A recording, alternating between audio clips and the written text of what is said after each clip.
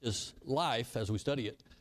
And this is a major one. And then next 2 weeks, I will, I think I don't know if there's 2 more Wednesdays or 3, but we're going to finish up Elisha and, the Elijah and Elisha prophets and all that. So I wanted to kind of ask you to think about something for the next few weeks about what you would like to study. I've got some ideas I want to throw at you, but anything, just let me know. One thing that I think has been neglected and that would be very helpful is the intertestamental period. That answers the questions of a lot of what we find in the Gospels, the rise of the Sadducees and the Herodians and the Sanhedrin and all of these things. That's a possibility in looking at the background of the New Testament. So the intertestamental period is a possibility. Then I wanted to talk about maybe a study in the general epistles. We could do that. The general epistles are, James and 1st and 2nd Peter, and kind of looking at all of those, not John's writings, or something topical would be fine too. If we want to look at difficult verses in the Bible, that might be an interesting study. Look at the hard sayings that we find or things that are challenging, and try to look at those particular things. So, those are some ideas of what I've been mulling over my head. So I'll give you, 2 or 3 weeks. And we'll start the new study in the first Sunday in December. So not Wednesday nights, I'm talking about Sundays. So we do have, I won't be teaching the 5th Sunday. So actually we have, what is it, 2 more Sundays? How many more Sundays left in the month? Should be 3, 2 more? Okay, so we only have 1 more Sunday. So next week then I need to finish up Elisha and his work. Okay, so y'all think about it. I'm willing to go wherever your interest would lie. If you have questions or ideas or topics or things of that nature that you would enjoy a study on, discussion, I'd be happy to do that. So think about it. Okay, 2 Kings chapter 6. The northern kingdom, because of their sin and their departure from God allowed North Israel's neighbors to invade them, and it's sort of like punishment, He allowed these encroachments into the land of Israel, and this is because of North Israel's sin. There's no good king in North Israel. Everybody is described as having the characteristics of Jeroboam, the son of Nebat. That's the sort of cliche that's used throughout the northern kings, because they're just horrific. And so we dealt a lot with Ahab, and he was sort of a turning point opportunity, but Israel failed. And though Ahab had some ups and downs, he did not restore the worship of God. So every king, it seems, after Ahab gets worse and worse. Now, there are some high points that happen, but even those that have great potential, like Jehu, God used him as sort of a ram of judgment on Israel. He isn't an example of a good king either. So the prophets arise, and they're trying to preach to the people and get them to turn back to God and leave the paganism that they're involved in. Now, because of these raiding bands of outsiders, Israel, is very vulnerable, and they're kind of there's hesitancy in North Israel about going to certain places, and it's kind of like what we would say, don't go at night in a dark alley, or make sure somebody's with you when you go to a certain place. That's sort of like the characteristic that we see in North Israel, because you got these foreign powers that are coming, and they're trying to capture individuals to take them home as slaves, and they're also wanting to kill those that are part of the royal palace, you know. So this is the instance in which we find the Arameans or the Syrians who are encroaching upon the land of Israel. So let's start at verse 8. I know that we read a little bit of this, but just to set the context. Once when the king of Syria was warring against Israel, he took counsel with servants, saying, at such and such a place shall be my camp. But the man of God sent word to the king of Israel, beware that you do not pass this place, for the Syrians are going down there. And the king of Israel sent to the place about which the man of God told him. Thus he used to warn him, so that he saved himself there more than once or twice. So there's a habitual encroachment, and the king of the Syrians or the Arameans, they're strategizing as to where they might capture and hurt the king or those associated with him. And every time there's a strategic plan, it gets foiled because there's a prophet in the land of Israel. His name is Elisha. And Elisha, I guess God reveals that to him. And Elisha warns the king, don't go over here because the Arameans are waiting for you. And then, they wait and nobody comes. And then they strategize to go to another location, and the prophet, God reveals to the prophet where they are, and he sends message to the king. Notice that Elisha is, he's away from the palace and stuff, but he sends a word. He knows what's going on because God's revealing it to him, which is kind of interesting. And Elisha is continually called the man of God. So he's the spokesperson of God. God's revealing a foreign enemy's plans to him, and so he warns the king. So this happens multiple times.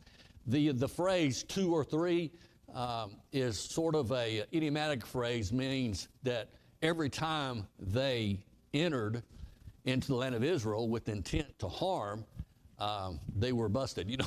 The plans did not work out. So if they're always being unsuccessful and their strategy is not working, the king begins to believe that someone is leaking information.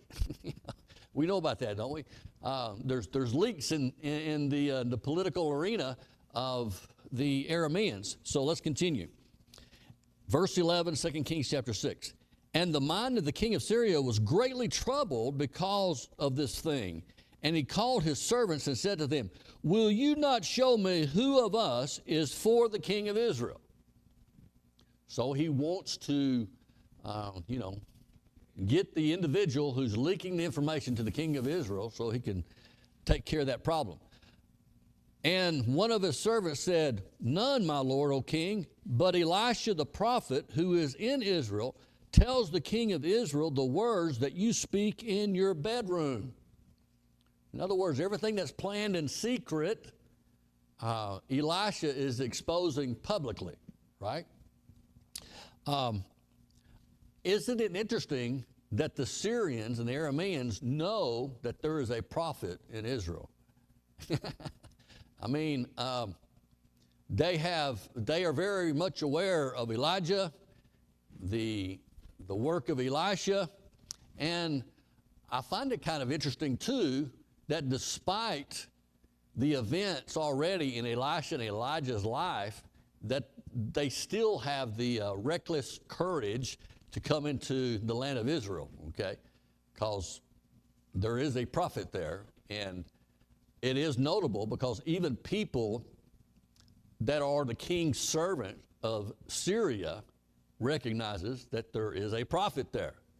So I guess the king is dismissing all of that. Remember that in pagan societies, every empire, every city had their god that they worshiped. And it's the battle between the gods. And maybe the king is so into his paganism and his god that he believes that his God, their God, will defeat whatever God is in Israel, okay? So this is just how ancient people thought in relationship to their religion and all that. They all believed that God would protect, whatever God they're serving, that they would protect their empire, their city, their fortress, or whatever. So this, of course, the writer is setting it up. Okay, we know who is the one who's revealing secrets. And I remember, I don't know the exact passage, it just came to my mind, but there's a passage there, isn't it? Maybe one of you remember it, but God reveals secrets. It seems like I read that somewhere, but anyway, and probably Daniel, in interpreting his dream, made a comment like that it's not him, but it's God who reveals dreams and things of that. Yes? We've just finished the story of Naaman. Okay. Naaman was a Syrian general. Right. And the king of Syria knew all about that. Uh-huh. I wonder how much time has transpired. Yeah, I don't really know. Since, this happened. I mean, Yeah. they're at war with Israel again. Right. But we don't know how much time has transpired since Naaman went back. Mm-hmm. Obviously he was a believer. Yes, I guess a good observation. Plus, the servant girl of the mistress of Naaman. So there are God-fearing people, the one God-fearing people, in Syria. So the word is out, and I don't know how much influence or whatever happened to Naaman. We anticipate that hopefully his faith grew and all that, but he's not mentioned anymore.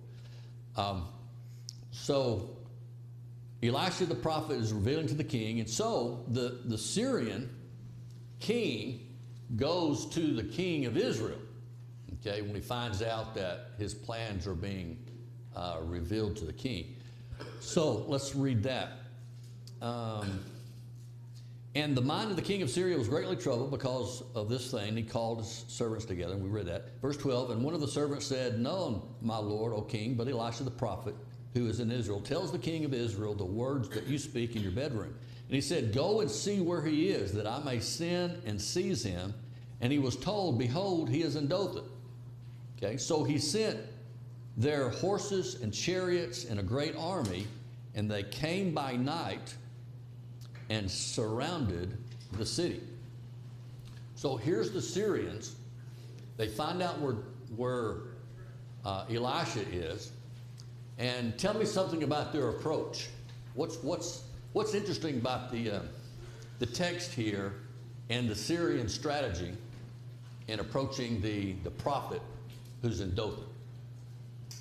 Now remember, Palestine's not that big. Syria is not, tremendously far away. But there are some interesting things, I think, verse, let's see.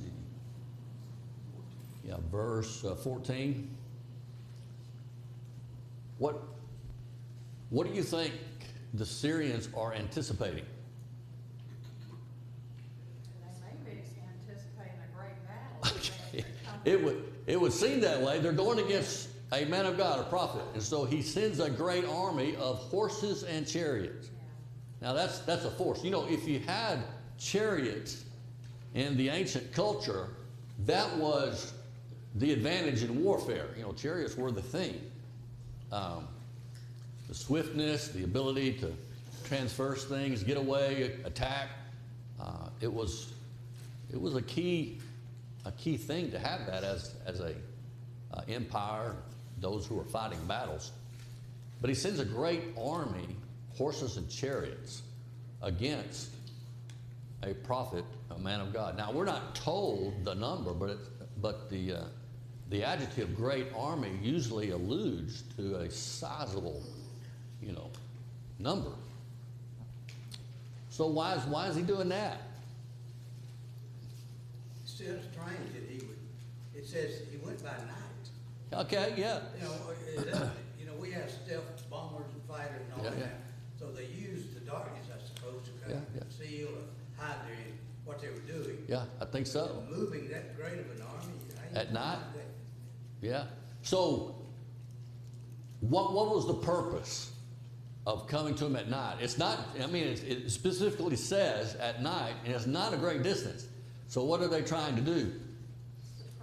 They're trying to, surprise the man of God or whatever. I guess they think that at night the seer won't see. You know, who knows?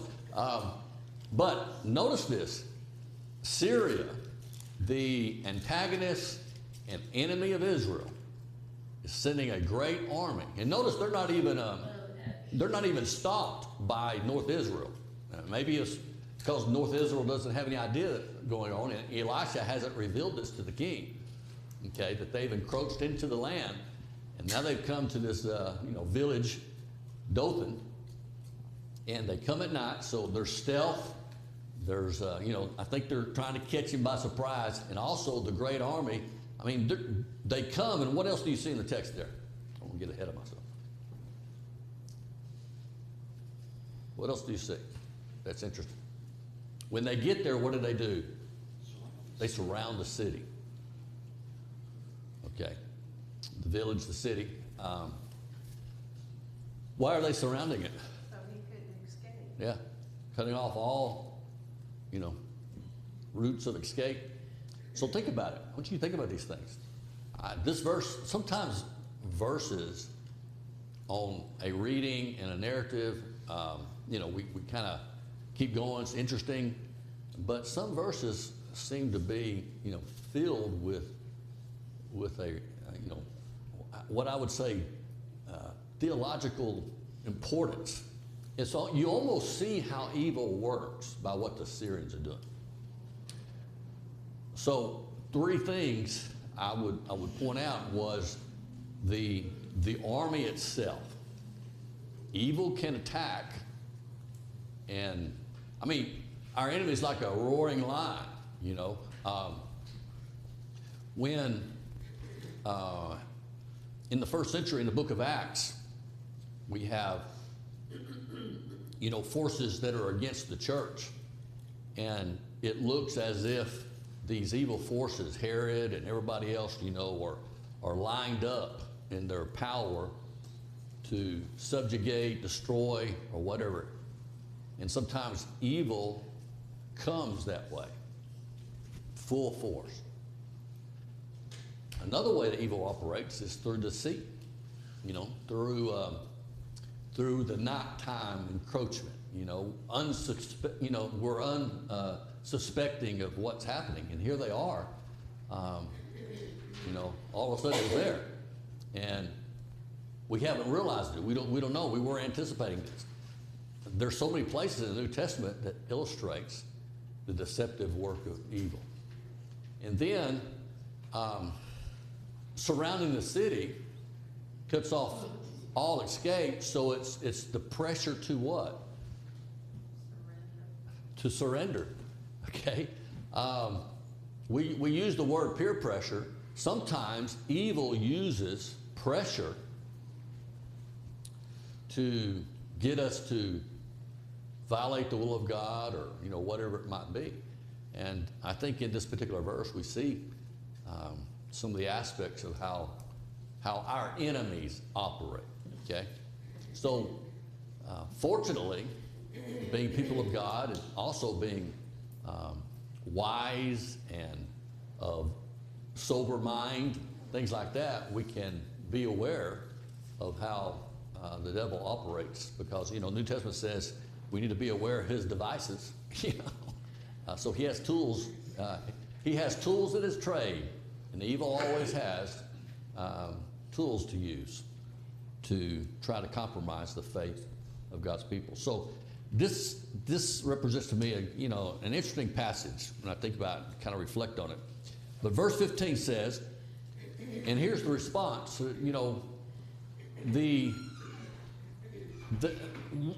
I guess the question that I want to ask is, when we finish with it, what is the overriding, purpose and lesson that we derive?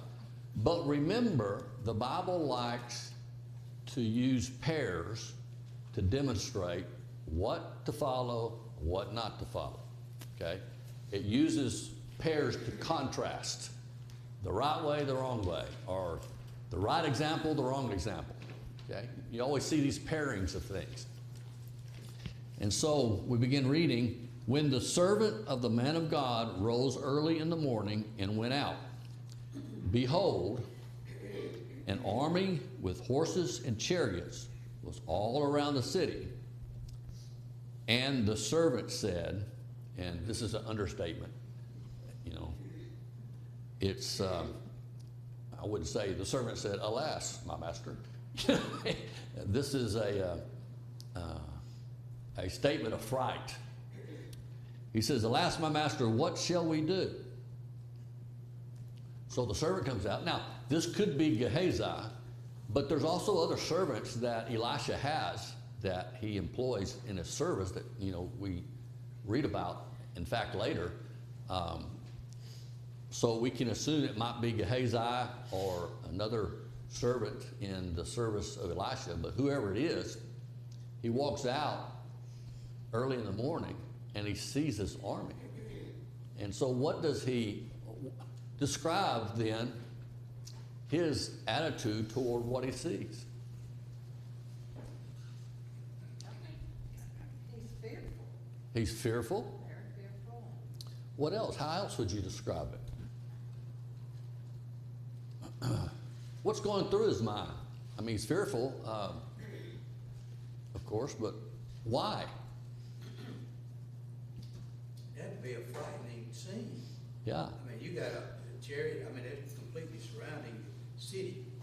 And chariots, they mean business, and so he sees this, and it's very, well, we're done now. It tells you about the skill of the army, that they were able, they seem to be not very far away from where, you know, Elisha is. They've encompassed it, and I don't know the distance of what it is when the servant saw him, but I can imagine, you know, he's kind of, it's sort of like when armies come up, you know, up on the hill, you know, you have a few people, and yeah, and all of a sudden the armies come up, you know, and the whole crest of the mountains is filled with warriors, you know. It's kind of frightening. So I find it interesting the response that he has. He's in fear, but what does the response indicate? His response.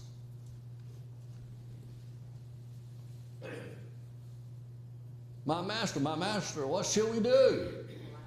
From his standpoint, not from Elisha's, but what's going on through his mind.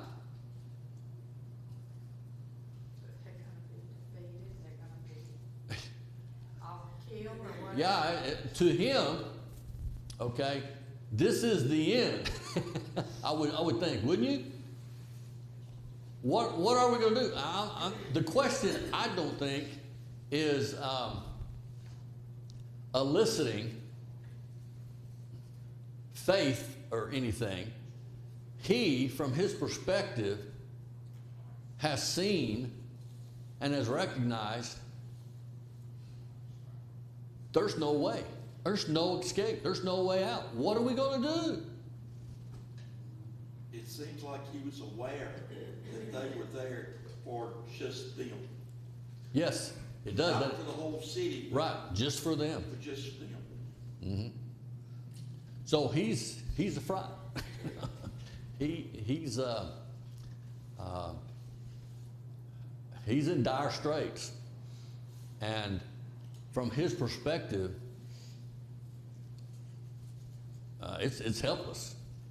So he cries out, and Elisha, you know, he's in his hut or whatever it is, his house, and notice what is said to him after the servant sees all this. Elijah tells him, "Do not be afraid, do not fear." And what's the classic line? Yes, for those who are with us are greater than those who are against us. Say what? You know, I'm going, what? Are you blind? You know, can you see? Elisha, look at all that. You know? So you see the demonstration. Who is?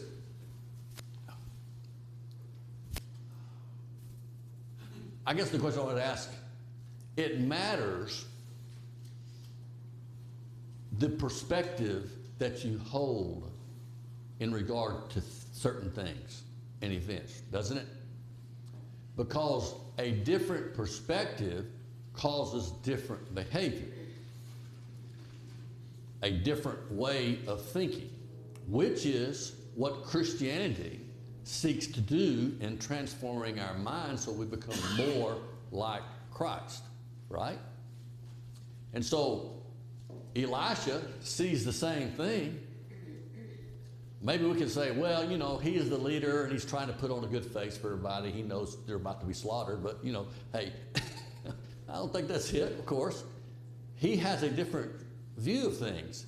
He knows, he sees something. He knows things that the servant doesn't. Okay?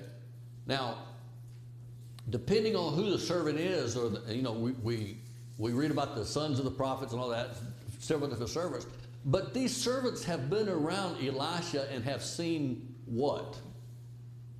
They've known about Elijah and they've seen what? Miracles. They've seen miracles. They've seen things that, from the human point of view, were recognized as being impossible, dead end, there's no hope, there's no way to escape. And yet, because there was God in the land and God involved, it changed everything.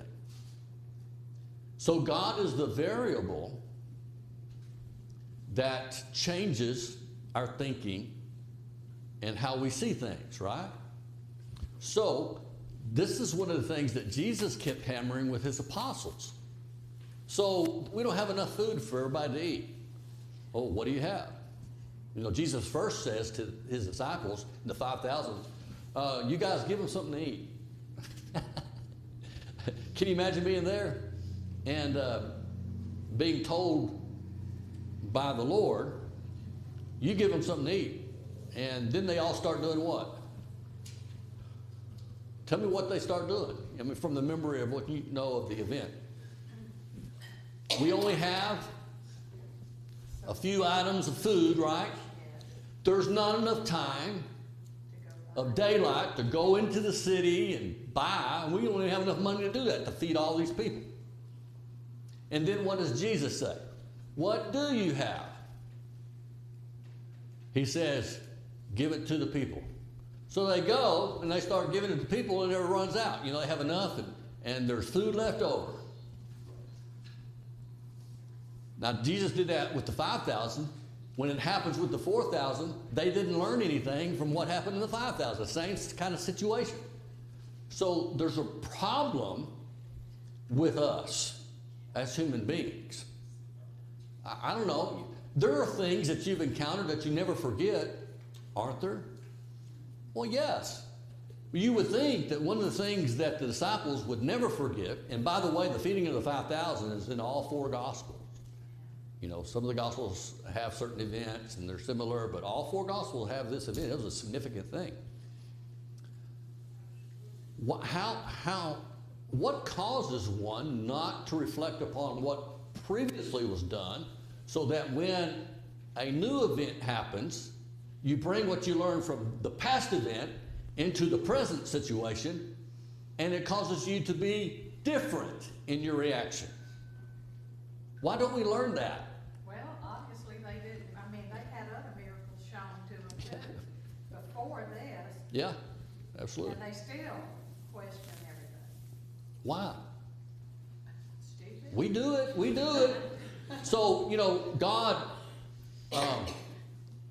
hindsight is good. You know, I would say that when you look back in your life, you look back and say, yeah, God was with you through this. You thought everything was going, you know, kapoots and is going to sink, and you came through it. You know, you trusted, and you had brothers and sisters praying for you and everything. Then you encounter a similar thing or another crisis, which there's always a crisis. There's a mutiny over every hill, a crisis waiting to happen, right? And then we encounter that, and we forget when we look back how God brought us all the way through, and we behave the same way as if we didn't learn anything from the past experience. We behave the same way. Doubt, fear, worry, we're like the servant, right? So how many times does God have to show you to cast all your cares upon him because he cares for you? How many times does it take for it to take? Okay. I think that's a valid observation about us as human beings. Yes, John? Well, to me, it seems like it's a constant struggle between like worldly knowledge. Yes. What we know of how the world operates. Like, see, what they were experiencing is this unbelievable army. Yes. And they knew enough of how this world operates in the Assyrian army and their siege tactics that they're supposed to be finished. It's over. Yeah. But what we have to learn is that we want to have godly wisdom and understand how God, it's going to take a miracle to get through this. Well, that's exactly what happened. And so in our lives, we have to understand, okay, we know, it's like we live and we experience things and we understand, we think we understand how the world operates, but God intervenes and it's going to be his plans that are carried out. We trust in that. Do we discount the providence of God in the world, in our lives? So it's very telling, I think, in showing you the different perspective. How can one person think it's all over and the other person saying, don't think so? How can you have total opposite views about the same situation? Now, what were the facts? Syria had an army. It was mighty, right? Great. The facts is they're caught by surprise. Okay, at least that's the admission of the servant, Elisha. Probably not. Even if he was, well, so what? They had the city completely surrounded. Those are the facts, right? That's what we see. We see the facts. But do we see the truth? You see the difference? Can the truth be different from the facts that you see? When you're oriented to Elijah faith. is Yeah. obviously the prophet. Him and God are on the same page. Elisha knows that God, and that's why he prayed to him. Mm-hmm. The servant can't see what Elisha sees until miraculously his eyes are open and he sees what Elisha sees. Right. God is involved in this. Yeah, absolutely. And it takes, our faith is something that grows deep. The more mature we become in faith, the less we become like Elisha's servant. Does that make sense? See what I'm saying? Because I think Elisha's servant represents the natural reaction of anybody of seeing what they see.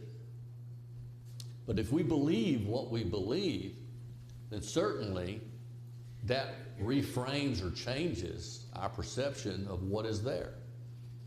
And I'm in no way indicating that I'm a master at this. Don't beat yourself up. Just keep growing and trusting.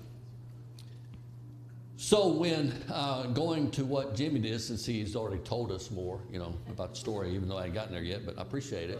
Well, you're just slow. I know it. Moving too slow. Okay.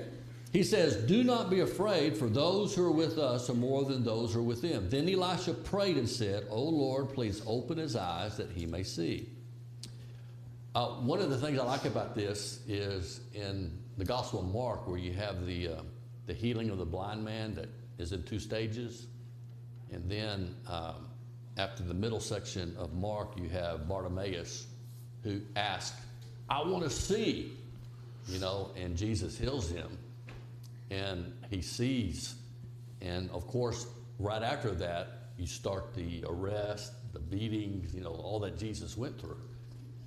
Whereas in the middle section, the disciples don't get it. Jesus keeps telling him what's going to happen to him.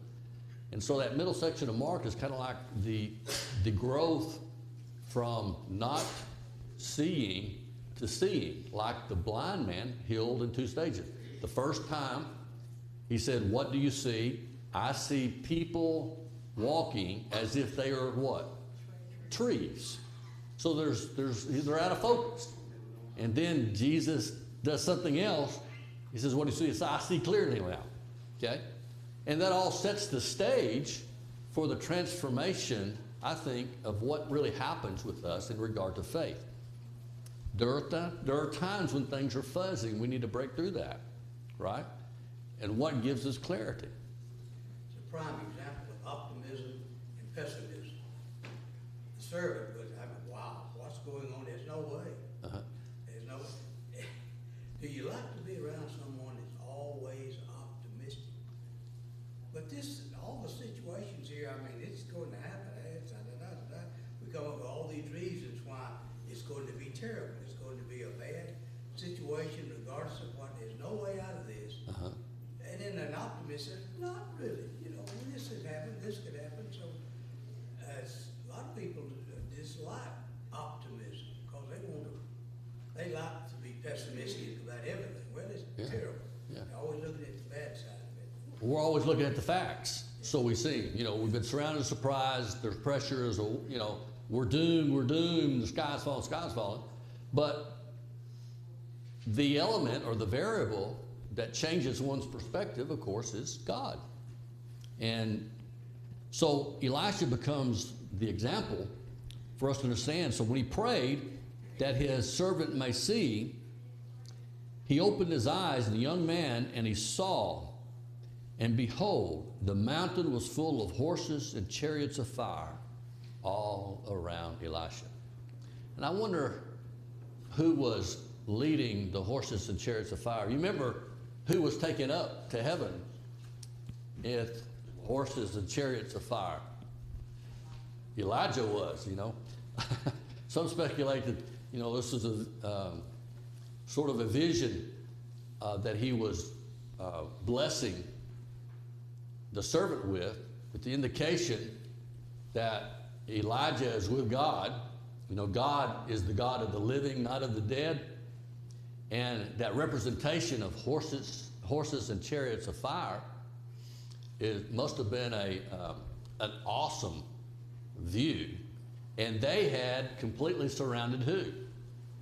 The enemy. Okay? So this is what the servant was blessed to see. And when the Syrians came down, who can't see the horses and chariots of fire? The Syrians don't.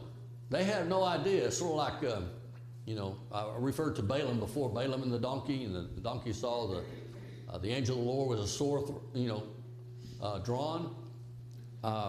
He says, and the Syrians came down against him, and Elisha prayed again and said, please strike these people with blindness. So the Lord struck them with blindness. Now, think about this. You have this great horde of horses and chariots that are coming down. Just think of the wheels moving and all this stuff. And Elisha prays for blindness. What do you think is going to happen then? It's going to be a chaotic scene. The story doesn't tell us, but the reason they're there in the first place is for Elijah. Yeah. I mean, this king of Syria, he's the guy that's doing all this. And we're going to find him, we're going to kill him. So it doesn't say, but it's like they call Elisha out. And Elisha is going to meet them. But all around him is God's angels and God's army.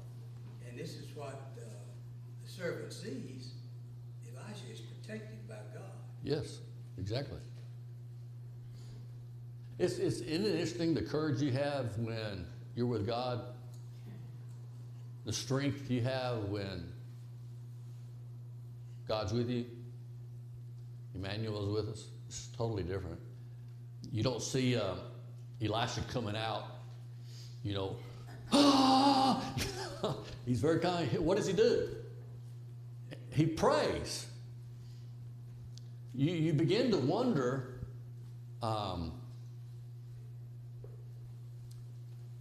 What's the greatest weapon? The horses and chariots of the enemy, the surprise attacks, the tools of their trade, set up in opposition to what? Prayer. That's how we almost look at it, prayer. But what about in Acts chapter 12? You remember when Peter was kept in prison? And then the church gathered to do what? Pray. And we had a prison break. You know?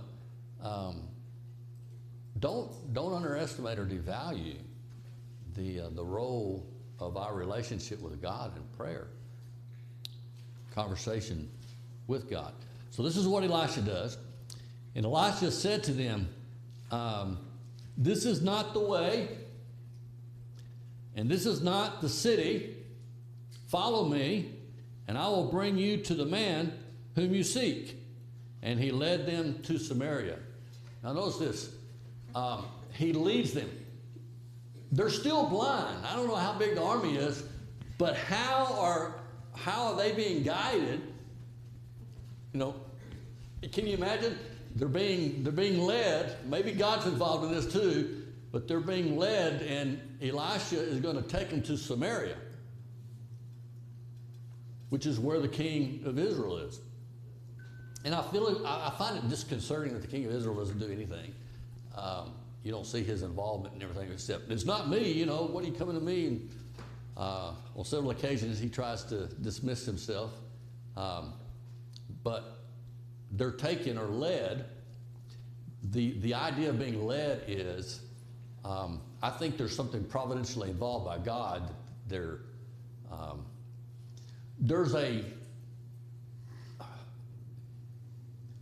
in Hebrew, I don't like to use the languages very much, but it's significant to note that there is what we call a causative stem in Hebrew, where when it's used, it is what I tell students. It's a theological construction. I mean, when you see this construction of a verb, you need to take note, because it's what I say to them. It's pregnant with theology. And what I mean by that is it demonstrates that there is something that's causing the action. Okay? And it's usually in relationship to what God does. God causes. God causes. You know, God caused the great wind, and during Jonah, the storm. God caused this, the growth of, you know, a plant. So it's to understand that there's more involvement to this. How they were led to Samaria, and they're still blind. Now, I'm thinking it's a significant army, but don't read over this particular aspect. And so he leads them.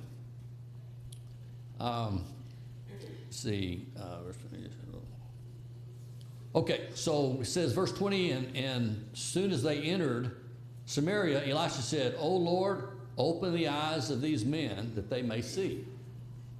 Now, remember, I'm a strong proponent, and I know I'm repetitive. Look for structure in these narratives. What do you suppose is one of the key words that ties things together? What do you think it is?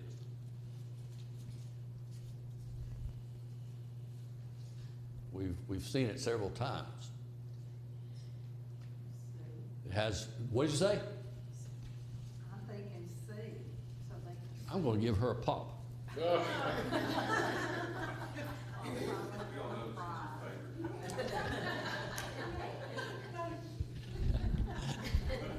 It has to do with that of eyes to see. You know, he goes out and he sees. Elisha prays that he may see. And then we still have this emphasis on seeing, right? And so to see is equated with what? What does this emphasis on seeing emphasize? That's what I think the text is getting across to us. Could I ask it this way? What do you see? It depends on what you believe, right? It depends on, it's connected to faith. Faith causes us to see things differently because we know, we can see what I might say the unseen. Right? Okay, time's up.